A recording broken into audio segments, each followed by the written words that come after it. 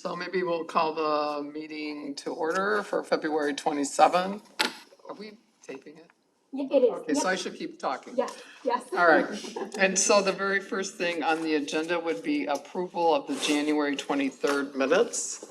So moved. Second. Second. Is there any discussion? All those in favor say aye. Aye. All right, so we got through that. No old business, new business would be a flood mitigation presentation, which I'm assuming is at Heritage Park. Yeah. Yes. He goes, yeah. So I'm gonna, Brad has kindly agreed to join us, so I'm gonna give the attention to Brad. And he is gonna go ahead and give a presentation and ask if anyone has any questions. So really, just for some of our newer members, something that I try to do is bring in our staff who are working on different projects that we have going on because they are the subject matter experts. So take it away, Brad. Thank you, ma'am. My name is Brad Guy. I work up at Public Works. My title is the Collection System Project Manager for the City of Davenport. I deal mainly on the sanitary sewer side, but for this one, since it's kind of a big project and it deals with a lot of new infrastructure, they assigned this one to me. Kind of was going to go through kind of just a quick overview of what's going on down at River Heritage Park right now. I don't know if any of you have driven by it recently. It looks like a war zone. So it'll look nice when we're done, I promise. We'll fix it up. That picture you're seeing up on the page right now, that was a couple weeks ago, just kind of the scale of what's going on there. And that's only half of it. That's only the western half of the project. There's an entire eastern half of the project that's just as big as that, all taking place in the park. So this is kind of this sheet is kind of an overview, and I can zoom in a little bit if anybody needs me to. You kind of see where my cursor is going. So this is Cary Avenue here on the right side of the sheet, and then Federal Street, and then 4th Street right here. Basically, the purpose of this project is to protect East River Drive when we get floods at a higher level than they're currently protected. What normally happens in a flood is it's not that the water comes up over the river wall there, it comes up through the storm system. There was never any flood protection installed back when the seawall, the river wall was first built in the 1930s with the storm sewer, the government storm sewer interceptors that are along the riverfront. So basically, once the river comes up to a certain level, it would start coming out of all the intakes and the manholes there in that area. So how does that actually protect it? Well, we're going to get to that point. Oh. So when you say a certain level, is this the 19 feet? I believe this protects up between 20 and 22. I don't Yeah, know. but it starts coming in around 19. No? I believe it's 18. Yeah, it's between 18 and 19. It comes back up. Yeah, okay. Yes. All right. And it's, the biggest problem we have is we, as you all know, when it floods, we have to close River Drive. The whole reason for this project is to keep River Drive open longer. That's the whole point, because right now, this, basically right here between Federal and 4th Street, kind of where the cursor is circling, it's a low spot in the road. So the water would come up there first and it wasn't safe to pass through. So what the point of this project is to keep this part of River Drive dry longer so that we can continue to allow traffic to flow up 4th Street and have a permanent detour on 4th Street. So this is kind of a convoluted picture, but if you look here, if you're familiar with River Heritage Park, the gazebo is kind of in this area right here where I'm circling, and this is where the first floodgate is going to be installed. And to answer your previous question, that's how it gets protected. So we're actually installing floodgates into the storm sewer system, as well as realigning the storm sewer system so that everything channels to this floodgate and then another floodgate that we're building on the east side This of is the park. underground. Yes, yes. It's mostly underground. It will, this one will stick out of the ground a little bit because of the elevation we have to reach. But the good thing is that it will be decorative. So if you look here, these pictures on the right-hand side, this is what, at the end of the day, this is what it should look like. And there's there's a couple of better pictures. So if you're standing back on the east side of the park looking west, you can kind of, right here is where the floodgate would be. And as you can tell, it kind of blends in with what the park should look like. This is a little bit closer view. Once they get it built, they'll put these decorative stones and there'll be some landscaping installed, things like that. That's if you're, you can see the gazebo here in the background. That parking lot, that existing parking lot that's there, if you come off of the parking lot onto the path, this is what it'll look like. Because it is so close to the bike path and in a park, we wanted, we didn't want just some big concrete structure sticking out of the ground. And that's kind of what it looks like without the plantings. And you kind of see back here where the cursor is in the background, there's a little bit of pavement. What we're doing is we're actually adding kind of a driveway to it so that it can be, in times of flood, we'll have to put a pump there. So it's a place to access it and have the equipment be able to place a pump there at the floodgate. So Brad, I don't want to dive too detailed. So will this be manual closure? Yes. Okay.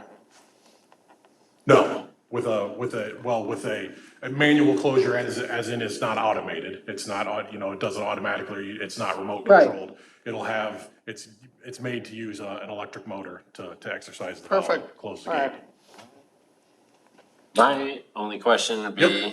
when the cruise ships are there, and this is something I've brought up before, that's where their delivery trucks like to park right in that choke point, and the bikes. I believe that's being, there's somebody on staff working on Then that. there'd really be nowhere for the bikes to go if they block that choke point. Who's they? Like, the trucks, if the trucks keep doing it. I mean, I don't think they've ever been supposed to do it, but they park like literally in that gap to where there'd be nowhere for the bikes to get Yeah, through. like I said, I believe there's a member of staff working on that. I can't speak to that because that's, Brad is correct. yeah. I am working on that. So that's kind of a rundown of what the west side will look like. You can see, this is all new pipe that's being installed. This is the new floodgate that's being installed. And then this is new pipe that's actually running to where my cursor is now. There are, if you're not aware, there are two 10x10 vaults that run the entire length of the river wall there. Those were built when the roller dams and the seawall were built in the 1930s. Basically, all of the storm sewer above the roller dams drains into these boxes and then outlets on the downstream side of the roller dam. It's the way the Corps can keep track of the pool level. They can control the pool level that way so that the storm sewers they basically get outletted downstream of the roller dams instead of being outletted there in upstream of the roller dams. So what we're doing is we're creating a new connection into that government box. We had to go through the whole permitting process of talking to the Corps of Engineers and going through their design and making sure everything was up to snuff with them. So that's what that is we actually have to excavate down, and I've got a couple of pictures of what it looks like. Excavate down and create a new connection into that storm box. Now, hasn't there been more underground work done east of this? Like over by the yacht club and through that area, or is this the farthest most east that we've put some flood mitigation in up to now? So the work you're referring to was all sanitary sewer work. There was that big project 3-4 years ago that basically stretched the entire length of downtown Davenport along the riverfront. That was me as well. Okay, so that was all sanitary sewer work. And then the work recently down closer to the yacht club, kind of basically on the west side of Iowa American Water Plant. Yeah, That was also a sanitary sewer job. There was a combined sewer system further up the hill, like in Prospect Park, where the storm and sanitary sewers were combined. That was part of a separation project. So this is the farthest, the most eastern part of our flood mitigation up to this point? Is that right?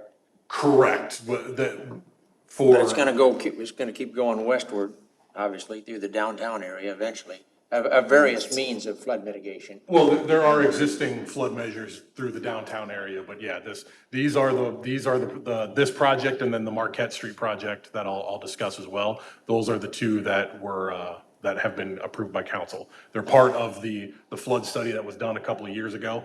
These are two recommendations from that flood study. And these are all funded. Correct. Yeah, this project, this particular project, the one in River Heritage Park was all, it was part of the approved ARPA funding. So the ARPA funding that the city got, this was part of it.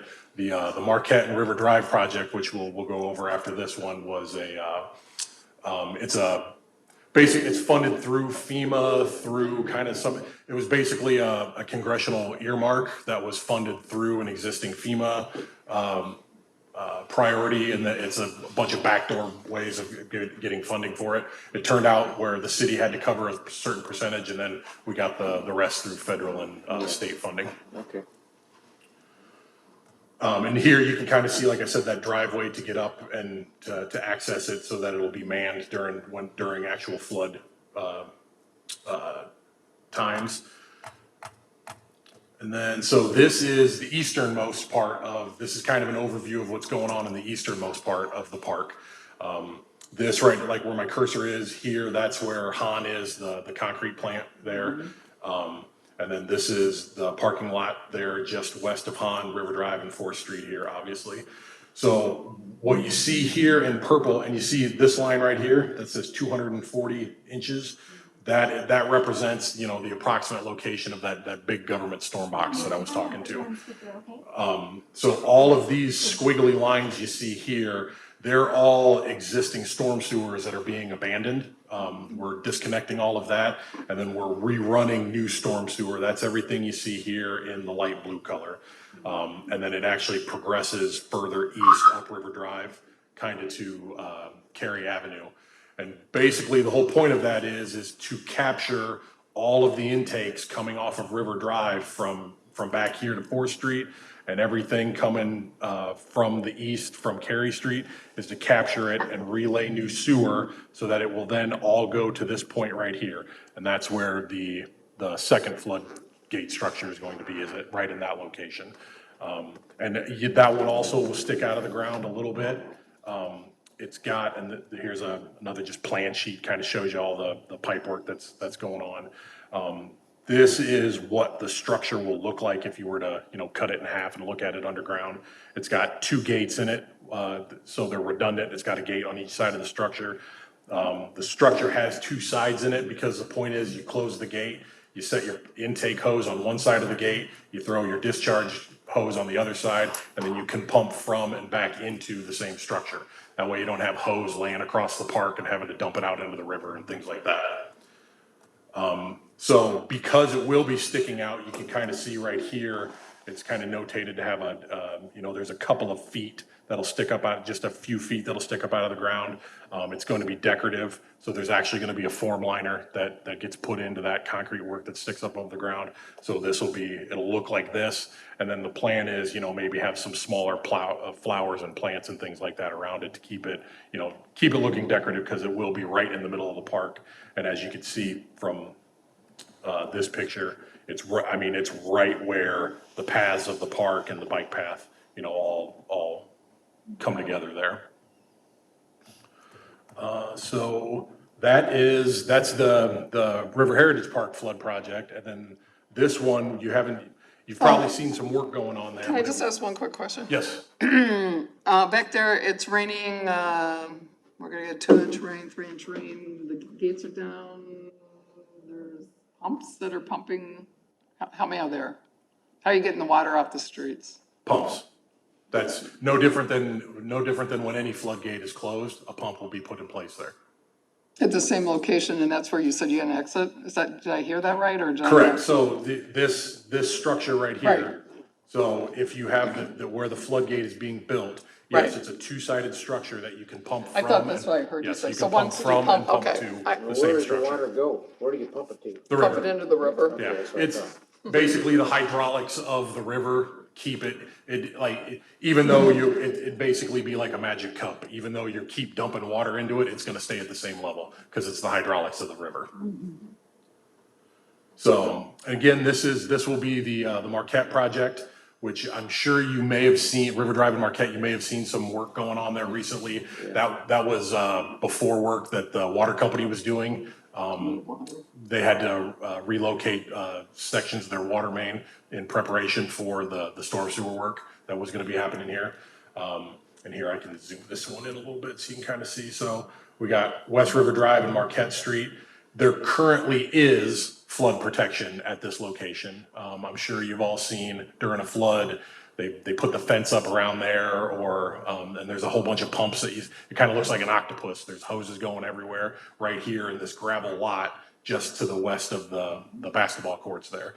The point of this project is to improve that existing system. The existing system is old.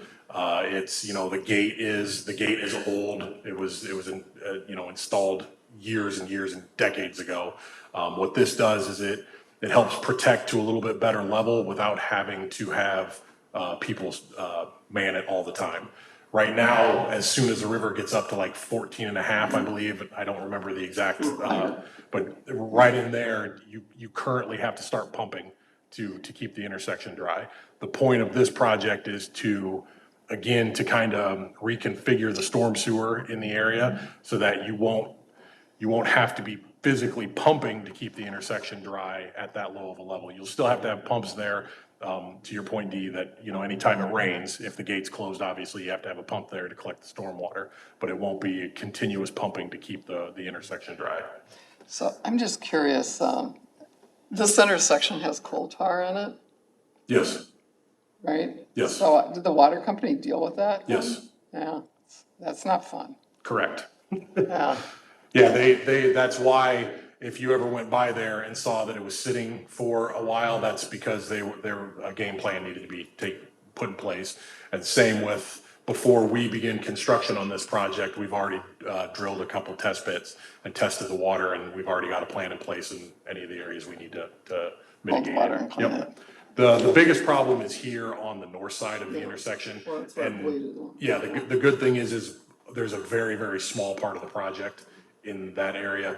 Down here, we've done lots of work in the past, kind of in this area, and even when I was down there a few years ago, we did the same thing. We did some test pits and didn't come across anything. That's because your predecessors all took it out for you. Not knowing. I was why didn't, they could have done the north side too. I don't think we knew it was coal tar till the mid-90s. So that's kind of an overview of the project, and then Cool, that's cool.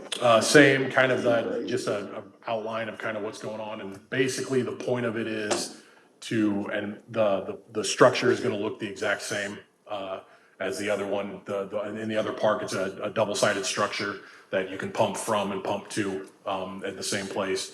It will stick out of the ground a little bit. We've kind of pushed the whole thing to if you can see here, currently it's right about here where the cursor is. We've pushed the whole thing further to the south to try to intercept some more of the storm sewers that were kind of, in the past, were on the backside of the existing floodgate, which is why you constantly had to pump, and the water would come out of different areas. So the good thing about this project is it'll also capture the storm sewers that are currently coming from Myrtle Street, because Myrtle Street is one that goes under, it goes first before Marquette does. So this will help protect Myrtle Street for a longer time as well. Is there a projected level that it'll keep this intersection operable? I With this believe new- till 18. I believe that's because at that It's the point, same level as the old pumping system, it's just a new one. yes, it's a functional one. The previous one was less than functional. I would imagine. Once you get to a certain level, Like 50 years old. it's no longer this storm sewer that is the problem. It's other storm sewers that the river has hit a certain point that there's so much water coming out of the intakes and, either up But at Second and 15, Marquette think about it, or, it's going over Yeah. it's already going over water-wise, over land, right, at the river. And then at 18, the whole thing is enveloped. correct. Yeah, because at that point, we've got water all over the street, south of here, and it's running, it's So the it's river. surface water coming Correct, out? yeah, it's the actual river. It's no Well, it's the longer river, coming it's up. on Second Street at that point, it's Right. everywhere. Yeah, it's no longer just coming up because of the elevation of the storm system. It's the actual river at that point. So, like I said, we've got a couple pictures of the east project, the River Heritage Park project, because again, Marquette hasn't started yet. They're starting here pretty quick. So this is. It's the- amazing. Yeah, this is the further east section. So kind of in the background here, behind this big pile of dirt and debris would be the Han plant. And you can kind of see where this ladder is. You can sort of see right in here, you kind of see it looks like a concrete, just a face of a piece of concrete. That is the outside wall of that government storm sewer. So that's basically that's where It the is. storm sewer is. And, you know, just setting some pipe and some of the structures on the new storm sewer. And you can see here, that's that government box that was built in the 1930s. What we're doing to connect to it, like I said, we got permitted through the Corps of Engineers and everybody else. We basically have to build it like a bomb structure. We have to put steel rebar in, connect it to we drilling new pins into the storm box so that everything we connect to it, it's basically a solid structure and it can't shift any different or anything like that. You know, fighting, because we're digging so low in the ground, we're fighting groundwater constantly. This is one of the old existing pipes that went into the government storm sewer. And you see that's how they keep the water from coming back out, is they've got an inflatable plug in there, and that's what it's specifically designed for, is for plugging sewers. And then they're obviously mitigating the water in their trench so that they can start building the structure and the pipe that goes to it. Kind of just the forms of the structure that they're building. And this right here in the foreground, that is the top of that government storm sewer. So they've got it excavated down to that, and that's what that's what the ladder's sitting on. And then you can see here, that ball sitting there, and this is the steel reinforcement of the structure. We're extending out the government sewer a little bit, building a structure to connect the pipe to. Are these city employees or just? No, this is contract Yeah. work, yeah, This is deep. yes. So that's kind of, once it's You've been down built, there. that's what it looks like. This will be connected to the government sewer, and then the pipe will go from here and then continue through for the rest of the system. And then, yeah, just to get an idea of how much steel is in that thing. It's, like I said, it's built like a bomb structure.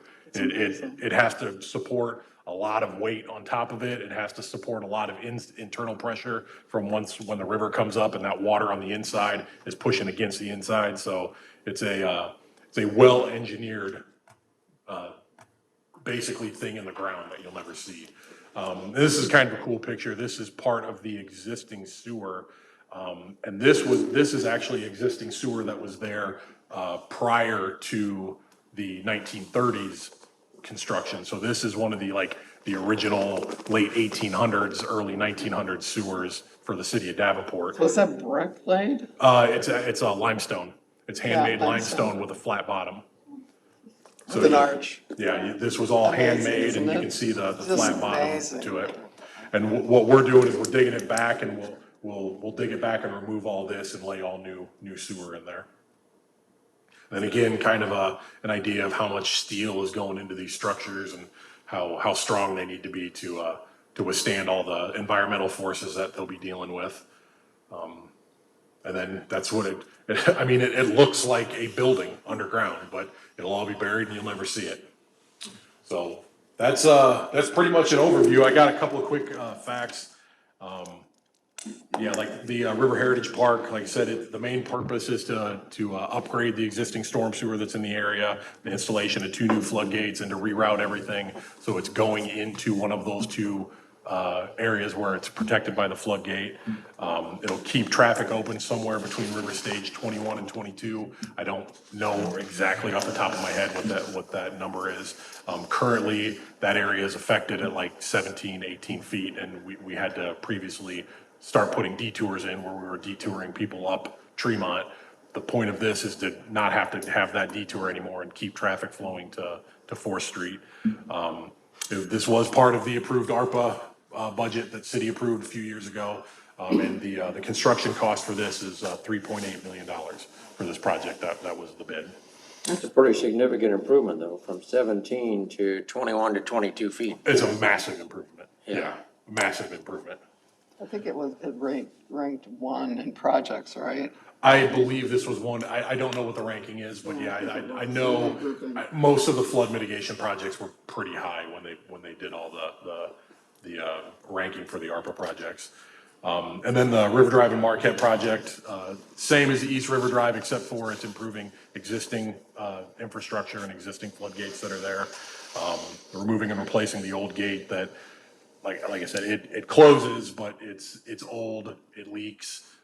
There's infrastructure that, there's pipes that come in behind the existing floodgate so that it's not protected all the way up.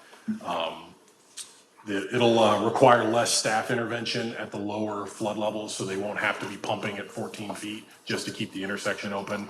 And then the funding for this one was, it's a federal congressional earmark through an existing FEMA program, and it's administrated through the Iowa Homeland Security. So the split is 15% city cost, and then the remaining 85% is federal and state funding. And this one is 1.44 million is the construction budget on this one. That's what the bid came in at, is 1.44 million. So if you have any questions, I would be more than happy to answer them. It's Take pretty from the top. exciting. Yes. It's pretty exciting stuff, Brad. Actually, this is like something like in a YouTube video on the city website. I think people geek would really enjoy seeing this. I've got a lot of questions about the big hole. Yeah. And only because they're so curious of what it all does. It's just Right. so much bigger than any would ever understand, and I'm- it's amazing what it's doing. Yeah. I'll Gonna do. piggyback on that, I'm sure that there's some basic things on the website or, Public Works emails, but is there a communication plan to the community around these major things that are slow-moving, very important, Yes. but Invisible. somewhat invisible? So I can't But they're- speak to the communication plan, but I know we give people updates on a fairly regular basis, or they'll ask us for updates. And I believe the city is posting it on Facebook as well as some of their other media outlets. Yeah, so I can speak to that a little bit. So we do post on Facebook occasionally snippets. Robin Dunn will go ahead and post those to the best of her ability to communicate with the general public, right, on some of these items.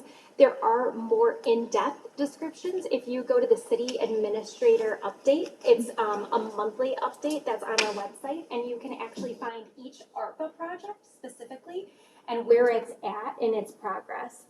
So that might be another area that if we were interested and wanted to tell the public about, that's a more in-depth description of where we're at in its current time. Does it do That's what I was gonna pictures ask. like this? So not as many, but I would bet that like on This next one month. is, Well- this is amazing. I mean, Yeah. I had my whole career here knowing Yeah. something was seriously wrong. But to have the answer and what we're gonna see here, it's, people who lived here in the last 50 years are gonna be astounded. Plus, I think it's it's cool. Oh, yeah, I love On doing how this it stuff. But a picture like I that, absolutely love like You know, this. you gotta be honest, but the public really doesn't understand pumping systems, and if we ever go forward in more of these projects. Correct. They really need to understand what manning a pump and what pumping is versus seeing just a machine on the top with the hose going down a manhole, because that's kind of like temporary and the permanent stuff. This would be an introduction to kind of the whole, what permanent pumping stations, permanent gates, what these look like. Yeah. And by the way, the other thing is to understand that these people have to exercise this and work this all year long, and so you can't underfund your staff. Correct. You have to have expert staff to come, that know all year long what's going on. I So know, it's a good thing. yeah, I know when they do the Davenport U stuff, the Davenport University stuff, I know when they go through Public Works, when they have the Public Works Yeah, Day, you do that stuff. I'm usually one of the people that does the tours, and I try to make all of the, because I started in the sewer division with the city of Davenport. That's when I first got hired with the city, I was a laborer in the sewer division. So all this flood mitigation and protection stuff is near and dear to my heart, because I've been out there at 3:00 in the morning when it's raining, working these gates and doing all this kind of stuff, so. Andrea, did you have anything? No, I was just gonna say, you know, all this detail, I'm sure could be disseminated fairly easily. Are the slides visible on the YouTube video of this meeting, or is it just us? Yes, nope, I'll have to double check on that. 'Cause I mean, honestly, the presentation we just got, Was just awesome. clipped out of that would But be I love pretty. the idea of putting Brad on a YouTube channel. Yeah. To go ahead and showcase this. No kidding. No, I mean, really, that is the kind of thing we ought to do, is something like, you know, it's sort of the how it's made concept, right? Where you have ongoing YouTube videos and things like that. I love it. You know, if you want your citizens to actually be informed, you have to communicate in a way that people take and communicate information now, which is doing YouTube videos and having, I mean, you could easily create a really fun sort of ongoing how it's made, how it works kind of thing, where you're really communicating and then it's archived. Yeah. So it's not a one-time thing, right? People can go back over and over and look at it We need an and RIC channel. I feel like this is how you Yeah. build trust, you build awareness, Exactly. you build understanding, you get kind of a wow feeling from the public. My No. only comment to that would be, it's a double-edged, so I'm all for it after the fact. I'm not a big fan of not bringing attention, but what we don't want is somebody Oh, a seeing whole something bunch and a of people bunch of down people in the going hall. down there to take pictures, and, I mean, it is. Yeah. It's the reason we have the bike path closed through there is because yeah. it is not safe to be, there is so much equipment moving Yeah. around down there. Right. It is not safe for somebody who doesn't understand a construction site to be anywhere near that area. But knowing that this type of thing, and that picture to me is really tells a lot. It might slow down some of the build a wall, you know, some of those people. Might slow them down a little bit if they understand that this is going on and it's a very high detailed, very sophisticated system and it's being installed. And, you know, because we always have those people, oh, why don't Davenport build a wall? You know, we always have those. And so Well, this, I I think, don't would think slow our them down. intent here is to make a decision or judgment or recommendation on whether something like that should or shouldn't happen, or that to diminish the discourse of that. But what I would say is that educating the community on not just, here's a storm sewer and look at all this awesome stuff. It's what function does this serve? How is it impacting water mitigation? You know, how does this work in very layman's terms? And then provide them opportunities to dig into it further, and it has to be very digestible Well, to that's the why mass I asked, public. what was it before and what is it gonna do now? So it went from 17 feet flooding to now 21 to 22. That's very understandable and a major improvement. Yeah, definitely, Well, definitely. I would keep Brad here for the rest of the meeting, but we do have quite a bit of Sorry. new business. No, that's I just okay. had one last question. Are there plans, and I don't know if it's in the master plan, for further stormwater work towards like the East Village? Because that's also a flood-prone area as well, on River Drive, Mound Street, yes. Yes, I believe within the flood mitigation plan, the study that was done a few years ago, there is something for the East Village. Great, thank you. Now there's nothing currently in. Right. Yeah, in design or in the current CIP budget. for Sure. that, But it is part of the overarching, study that was done. No problem, thank you very much. Thank you, Brad. If you do have additional questions, you're more than welcome to shoot me an email, and I'd be happy to get those to Brad and get the answers back to the Sure. group. That's no problem. We do have Mary on the phone. Mary, can you hear us okay? Oh, Mary? Oh. Yeah, I'm here. I had to go muted. Oh, that's okay, no problem. It's my understanding that, Andrea was able to join the last meeting, but she is officially a voting member now, according to the council. And then we also have Dan with us. So I just wanted to take a quick minute, if it's okay with Gwendolyn, to just go around super fast and, introduce ourselves and then just state how long you've been with the Riverfront Improvement Commission. Thank you. Or your best estimate. So Mary, do you mind starting first? Sure. My name is Mary Press. I'm a representative from the 6th Ward, living in Davenport. And I've been on the commission for probably about 6 months or so. Thank you, Mary. I'm Scott Pettis, Second Ward, been on, just going on 1 year now. I'm Chris Meyer. I'm the liaison from the Parks Advisory Board to this commission.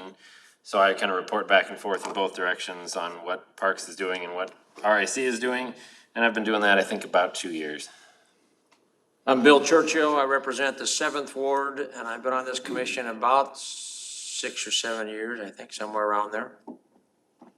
I'm Dee Bremer. I represent the 8th Ward. I live in the 7th Ward, so I don't know what that means. I've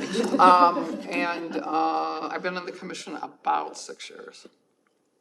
I'm Gwendolyn Lee. I have been on maybe about 4 or 5 years, and I'm one of the alder.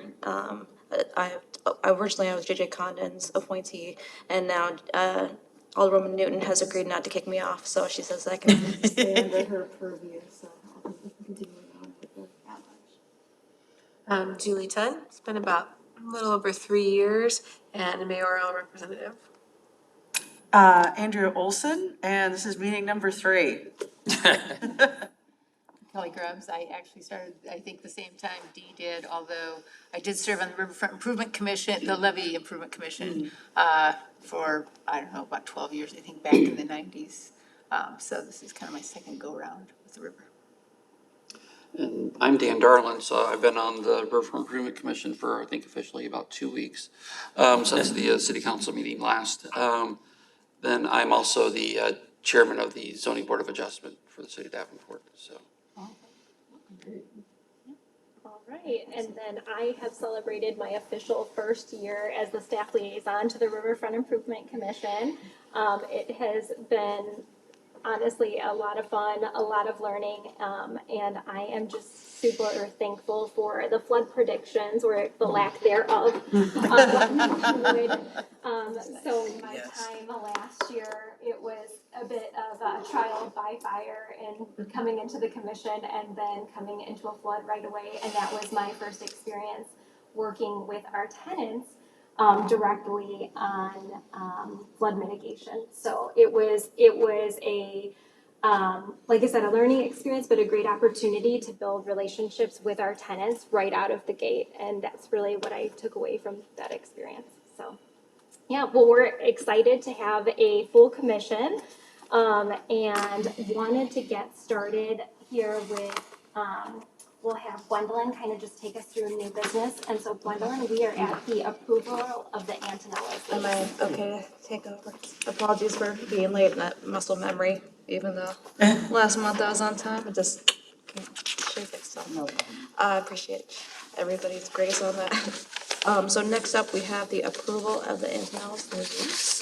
So we had looked over this one last month. And Courtney, can you give us kind of a high level of some of the, not a systematic or some of the differences between how we're adjusting these leases moving forward? Yes, so typically the way in which we would approach a lease is at least 60 days before, if not 90 days before, I am notified that the lease is up for renegotiation or renewal. And so then at that time, what we do is we go ahead and we look at the lease and we will throw it out to the commission to see if there is anything specific that the commission wants us to consider in the renegotiation process. There are a few other parties that we also throw this back out to. So for example, our legal department will review this document as well as our CFO. While our CFO has reviewed this document, she has also graciously allowed me to work with our assistant finance director. His name is Jim O'Dean. He manages all of our revenue services, and I would say in working with him on these two specific ones in the last month, he has just really been able to go through these documents and take out any unnecessary language, as well as update necessary language, and then provide terms of the agreement that would be really helpful for the tenant. So just one new thing that you will see that is different from last month that I did want to make note of is actually the rent schedule. I think that's a good idea. It is, it's a great idea, and I really think having Jim help us, through this part with our tenants, there's so many pieces to the tenant relationship, and one of them is obviously making sure that we, collect our rent in a timely manner, so, that was like I said, between just minor language updates, as well as the rent schedule, that is what Jim has helped us approve. I'll also just quickly note that in the last year that I have been here, one of the things that we have done, because this question comes up, how much do you charge your tenants, or how much do you know to charge your tenants? And so what we did in the last year is we actually, took basically like an analysis, and we have per square footage what each tenant is paying. And then we also looked at like how fair and comparable that is, and then looked at adjustments of a 5% increase. So that is something that we've tried to be pretty consistent on in the last several leases, is looking at a 5% increase.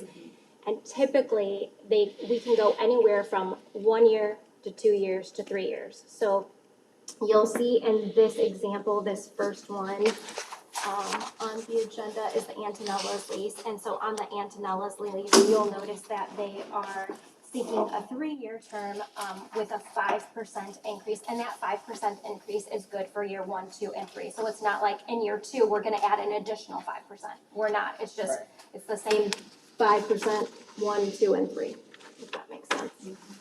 So Courtney, you have the first year schedule, are you gonna mail them then the second year and third Yes. year? Is that what you plan on doing? Yep. And not having it in here? Right, yep. So this was just, As an Just- example? yep, a sample to just like get them started.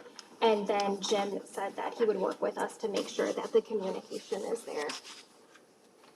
Now, we also talked about utilities and taxes, but it was a little bit short notice to redo the lease on that, or we're gonna do that via a different billing mechanism? Yep, so we have a different billing mechanism that we've been working with the gym on to go ahead and synchronize that among some of our other tenants that are not necessarily Riverfront Improvement Commission tenants, but I can provide an update on where we're at with that next month.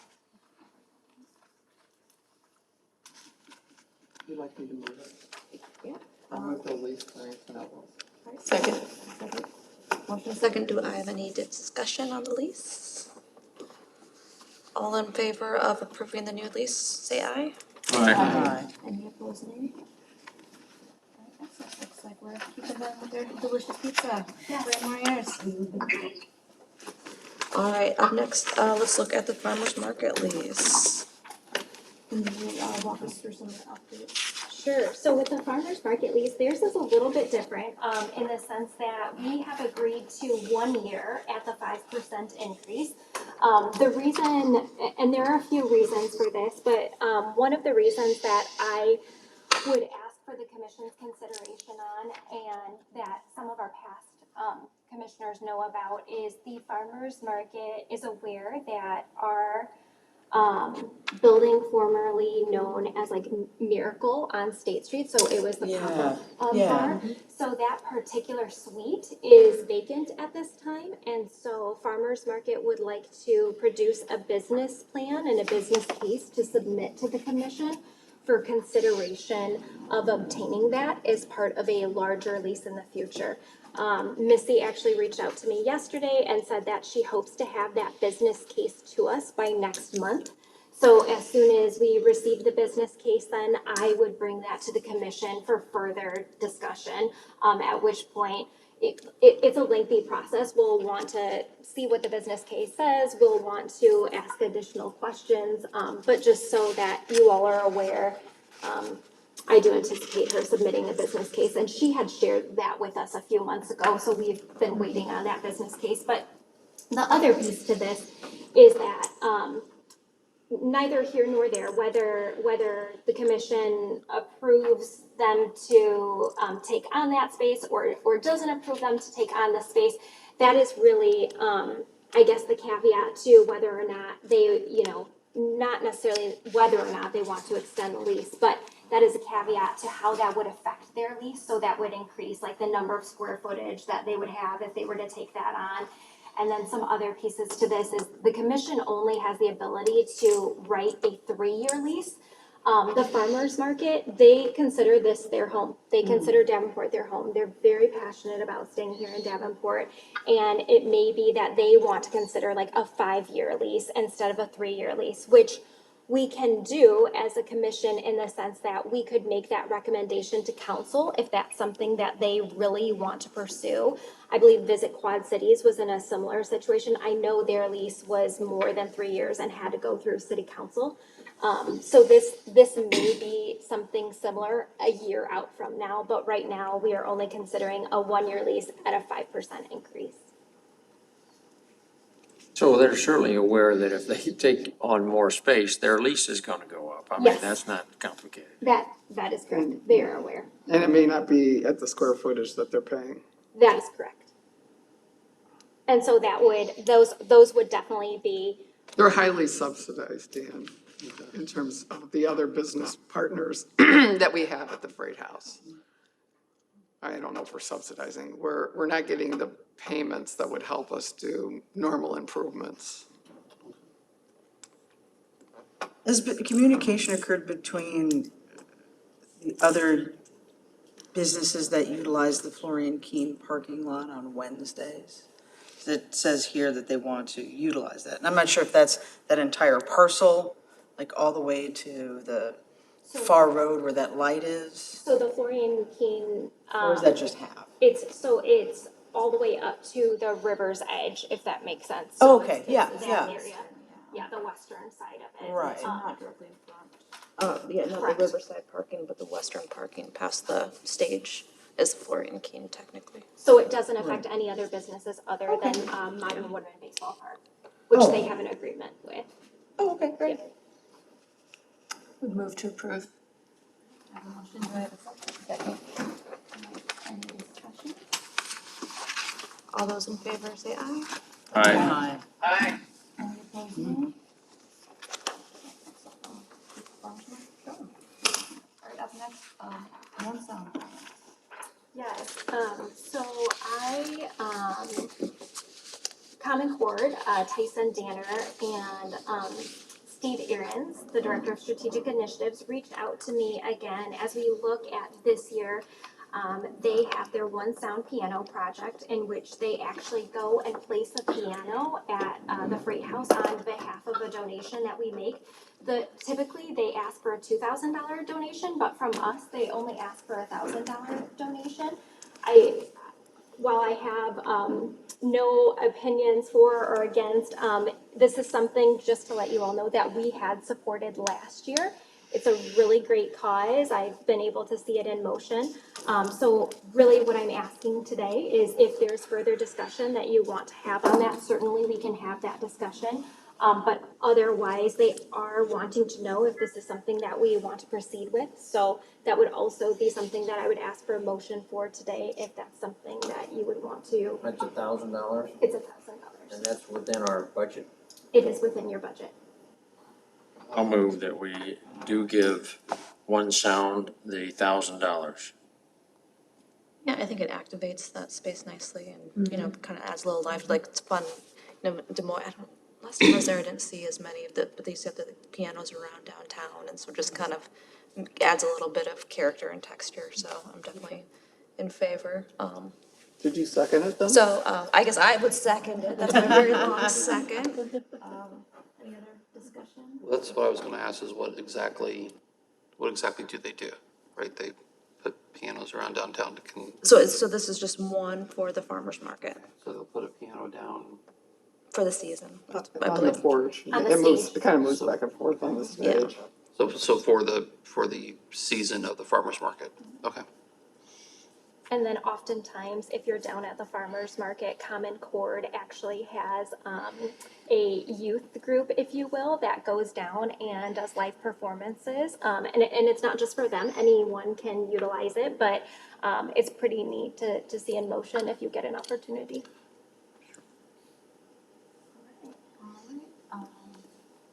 Any further discussion? All right, all those in favor of the $1,000 One Sound grant, say aye. Aye. Any Aye. opposed, nay? All right, excellent, let's give them some money. All right, up next, the Freight House, the focus. I guess, do we want Courtney or Dee kind of take the lead? All right, Ken Pilcher from Estes the Company volunteered to kind of lead discussion along with Kyle Carter from the downtown group with our tenants to kind of talk with them about currently what their space is working for them, what doesn't work for them, and kind of their vision of the future for their business as it's located. And our goal there is, while we have a Shive Hattery study that has done, and we have in the CIP a number of what I call main structure improvements, like roofs and tuck pointing and all those things. What we haven't viewed and what we haven't discussed with our tenants is what's working for them and not working for them. Bathrooms, upgrades, electrical boxes, just partition space, those kinds of things. So there are like 5 tenants we're talking to, all of those in the Freight House. And then also Taste of Ethiopia for a kind of a slightly different reason, but kind of just see where they are and what we should be thinking as a commission, as a landlord. What besides this $1 million or $2 million that we've requested from the council, which I guess is kind of moving through the process to be approved, what really then makes these businesses be able to make the most money they possibly can in those spaces? And also as a landlord, give us the best return on our investment, right? So we're gonna have those discussions. We almost had them this Friday, but things kind of fell apart. But, so those discussions with Taste of Ethiopia, there's a study and we're going to do the flood mitigation plan, right? And it puts walls up, but it makes it very difficult, to get into the Taste of Ethiopia. And even today, even though you can walk around there, it's for anyone who's handicapped or has any kind of walking or mobility problem, you have a very difficult time getting to the front door. Because it's on the other side and you're parked and, the parking should be on the north side. So Fairgram, which was the consultants that did the actual design of the flood wall, actually added a patio deck that came over to the west side and came down, which would be kind of the largest patio food that we would have, like for one small business. A wonderful addition, and, we don't know how long we'll have Taste of Ethiopia. They've talked about retiring, so what would really make that kind of work for us?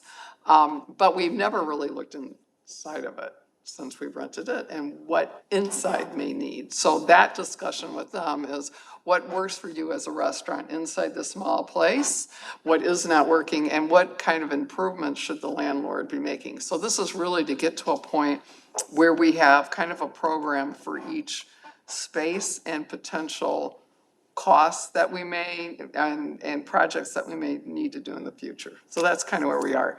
The other thing I think we can do with the Taste is if we can get this done correctly, I think it would be good information for the commission to request grants. So while the FEMA funded all of the outside and the city's match, this deck is $170,000. And I think there's potential out there to get funding that's not city funding to help us build them. So that's kind of where we are. Hopefully to meet before the end of our April meeting, not by March, probably. Yeah, it seems like there's a lot of competing schedules happening. Busy people. Yeah. Yeah, I was excited to get Kyle involved with that discussion, and then, of course, the developer, Ken. Yeah, such a resource, and so they're obviously putting some special time and attention. Yeah, they're using a couple of their staff member who does a lot of estimating to be able to kind of look at the 2 studies and kind of update some costs. So we have like current costs. The Shive Hattery study, the last time it was 2018. And the big projects have been updated by city staff.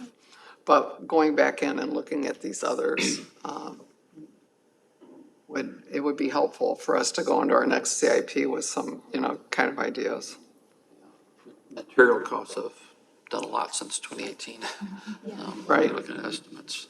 And Dee brings up a really good point that I'm happy to make an offer to both Dan and Andrea. If you ever want to sit together outside of this meeting and review our CIP projects, it really is a process. I actually had Clay come in. He is our director of capital improvement projects. Had him come in. When was this? Probably in like September or August, even maybe, and give a presentation on the overall process. And I'd be happy to. It really is a process. Right. It is a lot of. I will tell you, it is a lot of staff time on my behalf, and then also on. I'd be remiss if I wasn't recognizing him. His name is Eric Sands. He's our senior operations manager for all of our facilities maintenance. He has been, I would say, instrumental this last year in helping us really prioritize what are some of our immediate needs from a maintenance standpoint. So, like I said, happy to meet with you kind of separately on the CIP projects that were submitted by our commission this last year, and then to Dee's point, kind of some future things that we need to be thinking about. And I 100% believe like that these focus groups are what we need to help us get to the next CIP projects. This is actually, they've been talking about this for years, but they really put it in writing and in motion when we had a joint, so typically once a year, we will have a joint meeting with city council. And at that meeting, I think this last year was really good for me, but I think it was good for the commission too. We were able to kind of reaffirm what are our priorities as a commission, you know, like what are we here for? What are we here to produce? And so then the commission came together and wrote out those priorities, submitted that to council, and then council had a better understanding, I believe, of like, okay, yes, this is what we're here to accomplish. So just something to think about. Yeah, I would love to. Okay, yeah, Yes. we can schedule a time outside of this. And Clay's so good with those. He is. All right, excellent. Well, up next, let's go to the Florian Keene electrification project. Yes.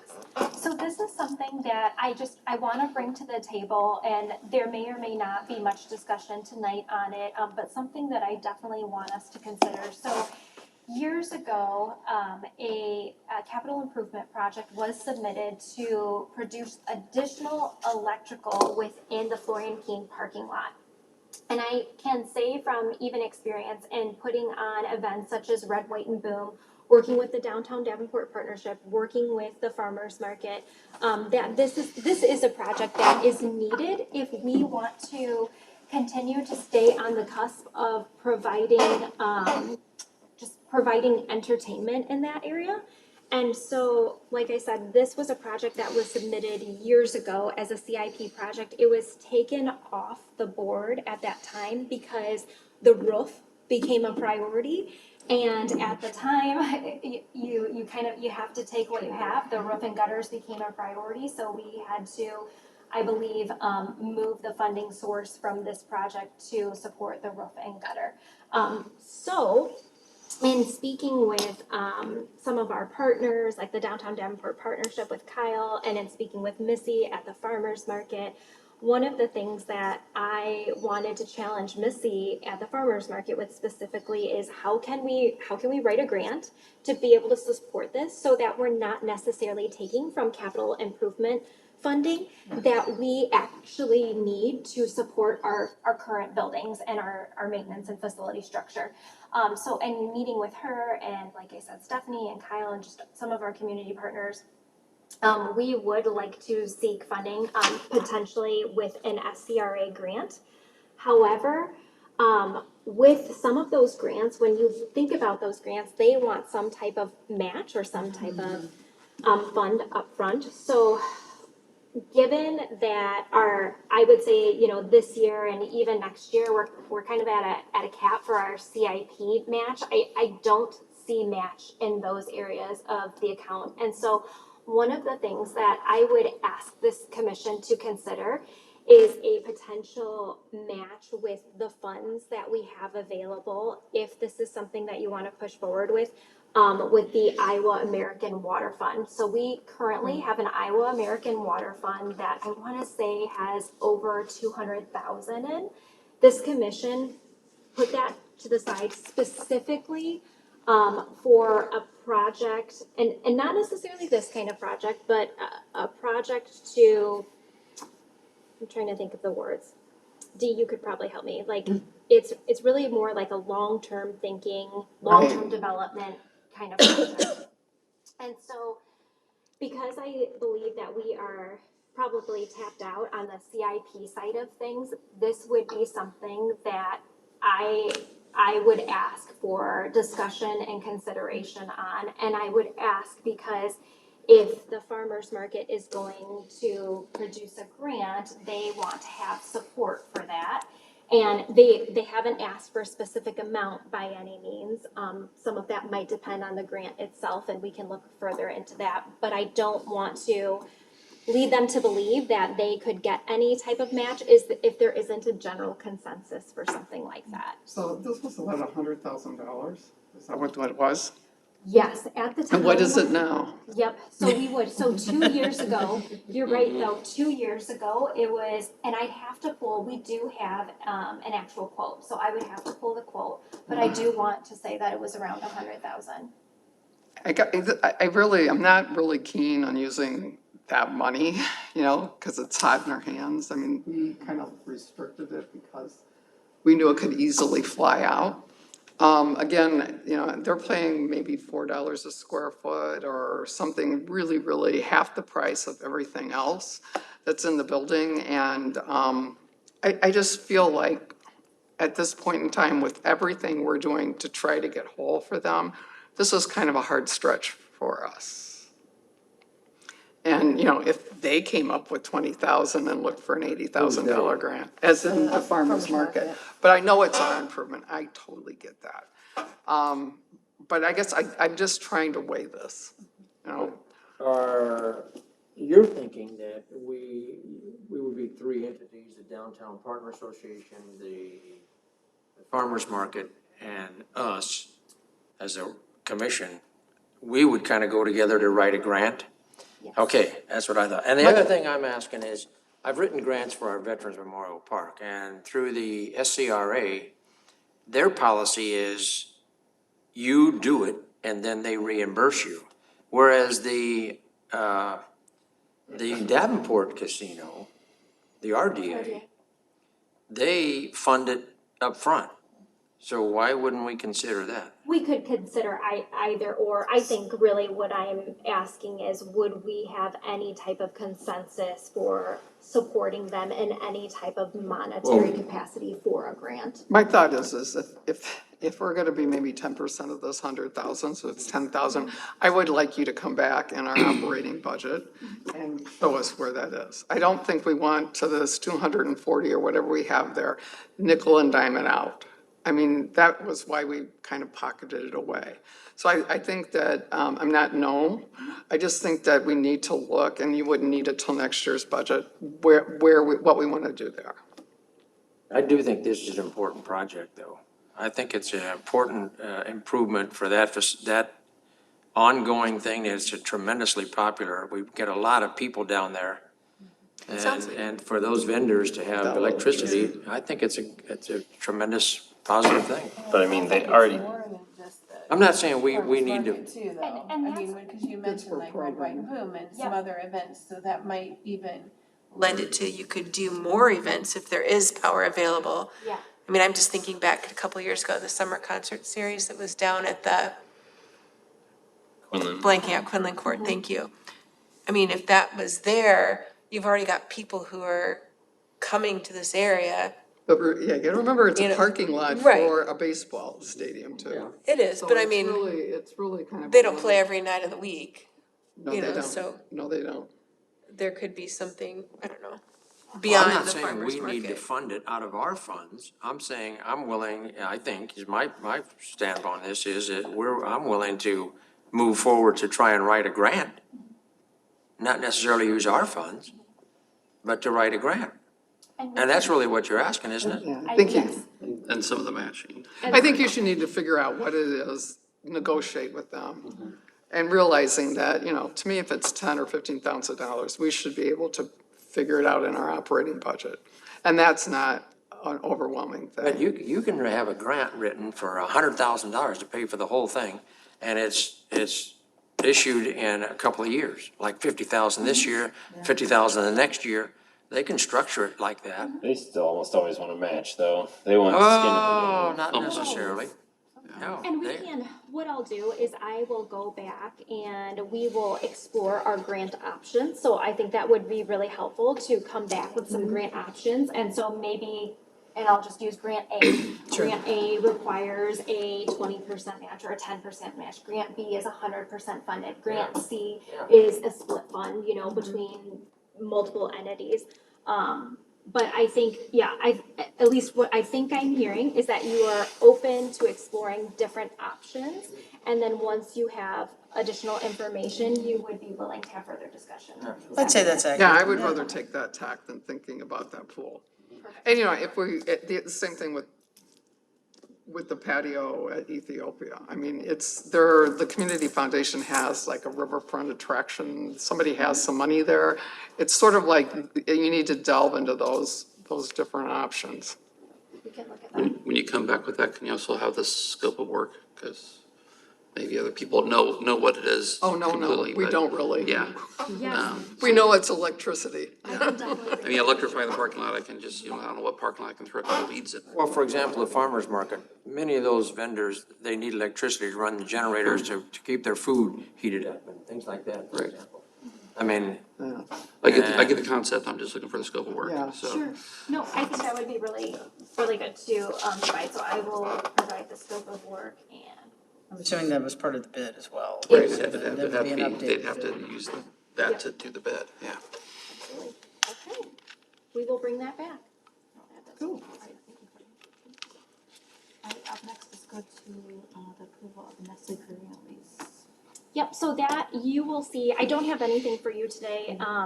We are going to go ahead and, similar to what I described earlier, we'll send to their legal team, we'll review. We can look at when the last time it was increased and then the pricing and bring that back to you. So you will see some type of draft from me emailed to you in the next few weeks. And I want to say that that particular lease isn't up for renegotiation until, or isn't up for renewal until the end of April. I want to say like May 1st is their. Oh, of this year? Yes, Okay. yep, so we're just trying to bring them to you a lot sooner so that you all have an opportunity to read through those. this is the gravel lot that's west They of have Marquette. 2 lots with us. So you're correct, we did renew the previous one just a few months ago, and then we have the other one up for renewal in May. Where's the other one located? Honestly, have to look at a map off the top of, I'm thinking of the one that we just did, and I can't remember. That's okay. I mean, one's down by that old gas station and one's across from Kraft, right? Former Kraft. A lot of former things River down there. Drive, aren't they? Yes, They're no, both that's on what I was River thinking, Drive. I was like, Not far from where they're doing the project. Right. yes. Yeah, because there's one gate lot project. there, Yep. but then the old gas station. It's farther Further down, west. like, Oh, kinda further across from the west. cemetery. Across where Yes, division. you're right. Yeah, yeah. That's where it's at. I Oh, used to gotcha. do contract work Yeah, I know for what them, that is. for Okay. Nestle, They came in so. front of the ZBA, that was a whole mess. Oh, Purina did? No, that gas station, Oh, car lot, okay. whatever. Gotcha. Denied. Taxidermy. All right, well, great, we'll look forward to seeing those attachments or seeing it next. What about facilities maintenance? Yes, so we will have a much more lengthy update next month, but just wanted to keep you in the loop on a few things as it pertains to facilities maintenance. So, right now, we are meeting with all of our tenants, so this includes myself, the tenant, and then our senior operations manager of facilities maintenance, so Eric. We are all meeting together with our tenants and going through, writing all of the conditions that would pertain to whichever contractor is awarded for the roof. I want you to know that our tenants have been, very happy to meet with us prior to work being started so that we can hear them out in terms of like hours of operation, when roofing needs to conclude, when it can Yeah. begin. And really that was something that I would say, so Eric and I have a lot of experience working together. we often meet early on before we start a project to discuss some of those things, but our tenants have just shown immense gratitude, and it's been a good way for us to just meet together once a year and talk through how things are going in person.